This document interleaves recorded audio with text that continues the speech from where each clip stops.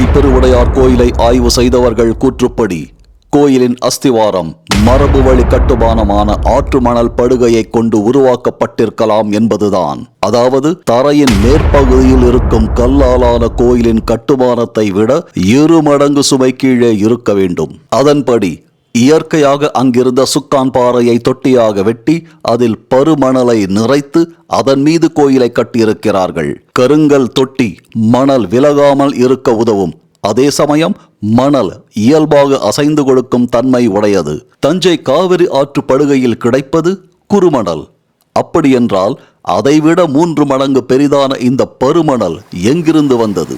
மலைகளில் பாய்ந்தோடும் காட்டாறுகளில் படியும் மணல் இந்த பருமணல். மேற்கு தொடர்ச்சி மலைகளின் காட்டாற்று படுகைகளில் இருந்து இந்த பருமணலை கொண்டு வர செய்திருக்கிறார் மாமன்னன் ராஜராஜ சோழன்.